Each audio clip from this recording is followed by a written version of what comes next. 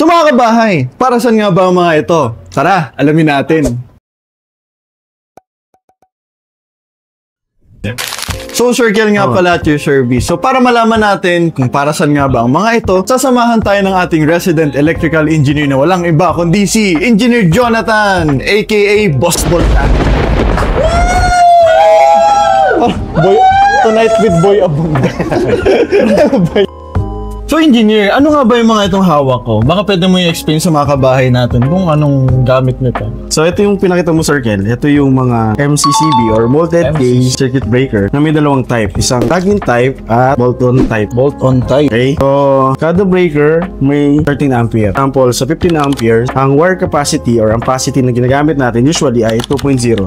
And sa 15 amperes, dapat 80% lang ng breaker na yun ang magamit. So sa parang 15 amperes, 12 amperes lang dapat magamit sa breaker na yun. So saan ba ginagamit yung 15 amperes? Ginagamit siya sa mga ilaw. Ngayon kung para sa mga outlets naman, kailangan mong gumamit or mag-upgrade ka na from 15 amperes, magamit ka ng 20 amperes para sa mga outlet. Pag nag-upgrade ka ng breaker, usually, dapat mag-upgrade ka rin ng wire para sa kanya. So, from 15 amperes, magiging 20 amperes. From 2.0, magiging 3.5 mm squared. Okay. So, usually, ginagamit siya sa mga general outlets and sa mga small appliances. 30 amperes naman. Usually, ginagamit ito sa mga aircon, motor load, at heating load. Pag gamit mo ay 30 amperes, mag-upgrade ka rin ng wire size.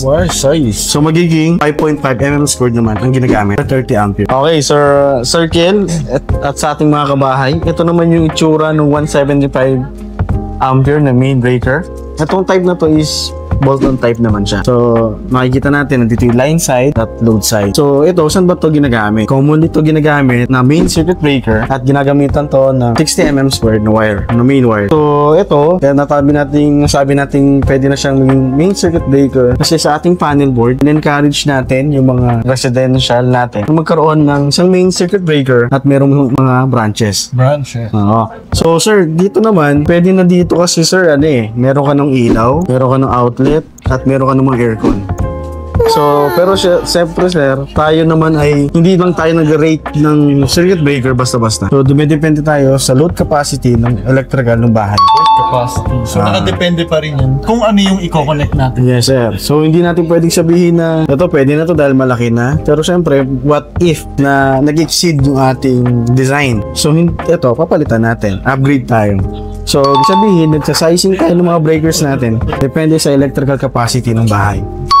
Okay sir, sige. So in terms naman of pricing, engineer, kasi kita naman natin mga kabahay, engineer, na dalawa yung sizes na meron tayo sa breaker. So in terms of pricing, may iba ba sila or mas mahal yan kasi mas malaki? Okay sir, so sa pricing, ito sir, commonly nakikita na to sa mga hardwares natin. Pero itong sa plug-in, hindi ko natin masabi kung magkano yung price niya ngayon after market natin. Pero ito naman, kaya naman to kahit siguro nasa 200 to 250 pesos. 100 to 250 pesos. Okay. Depende po ito sa ampere rating. ng mga kabahay, depende sa ampere rating kung magkano yung magiging presyo ng circuit breaker natin. And ito naman, dahil nga ito ay main circuit breaker, expected natin na mas price ito from this one. So, dahil ito ay nasa 30 ampere lang, from 175, iba talaga yung presyo ng mga ganyan. Lalo na yung mga 100 amperes pataas circuit breaker. So, salamat sa mga informations na yan, engineer. So, alam ko naman na na-appreciate yung mga kabahay natin. Kaso marami pa kaming nais malaman about dyan sa mismong specific na breaker na yan. So, pag-uusapan natin yan sa mga susunod na vlogs natin. So, abangan yung mga kabahay. Mas i-explain ni engineer yung regarding sa tamang location ng mga panel boards natin, kung ilang yung mga loads na kaya ng isang breaker, ang pinaka-panel board natin. So, abangan nyo yung mga kabahay. So, hanggang sa muli mga kabahay. Paalam. Hanggang sa muli mga bata. Circuit breaker nga ni.